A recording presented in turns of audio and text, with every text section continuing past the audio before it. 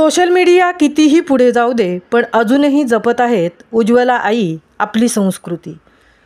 आज जग 21व्या शतकात आपली वाटचाल करत आहे. सोशल मीडियाची जादू प्रत्येक व्यक्तीस भुरळ घालत आहे आणि आपली संस्कृती मात्र मागे पडण्याची धोक्याच्या घंटेने मन विचलित होत आहे. परंतु कुठेतरी आशेचा किरण लोप पावत असलेल्या संस्कृतीला हातभार लावत आहे आणि अजूनही खेडोपाड्यात आपली ही संस्कृती जपण्याचे कार्य करत आहेत अशा काही जुन्या पिढींच्या व्यक्ती. अशीच एक व्यक्ती अलिबाग तालुक्यातील नांगरवाडी या गावातील सौ उज्ज्वला महादेव धुमाळ या आजी. त्यांच्या अंगातील कलागुणांचा व बौद्धिकतेचा वापर करून त्या बनवत आहेत विविध कलाकृती.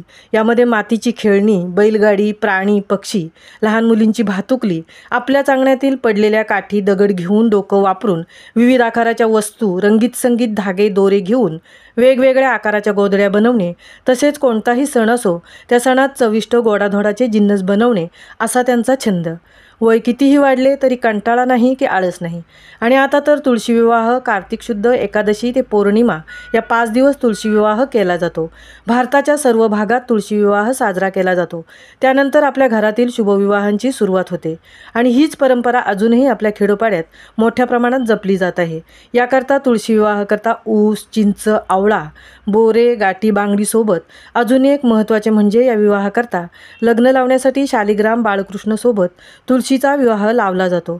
यासाठी जुनी परंपरा आहे ती म्हणजे कपड्यांच्या चिंध्या वापरून हुबेहूब नवरा नवरीची प्रतिकृती तयार करून तुळशी विवाहाकरता अंतरपाट धरला जातो. तेव्हा ही नवरा नवरीची बनवलेली चिंध्यांची छबी दोन्ही बाजूला उभी केली जाते. परंतु हीच नवरा नवरी उज्ज्वला आजी जवळपास 30-35 नवरा नवरीच्या जोड्या बनवून गावातील लोकांना तुळशी विवाहाकरता बनवून देत असतात आणि त्यांना या कामात आनंद मिळत आहे. प्रत्येक कलेची निर्मिती त्या आपल्या बौद्धिकतेचा उत्तमरित्या वापर करून सुंदर कलाकृती निर्माण करत आहेत. त्यामधून त्यांना स्वतःलाही आनंद मिळत आहे व इतरांनाही ते आनंद देत आहेत. खरंच अजूनही आपल्या या खेडेपाड्यात अशी पिढी आपली संस्कृती जोपासत आहे. म्हणून आपल्याला नव्या पिढीला यातून प्रोत्साहन मिळेल.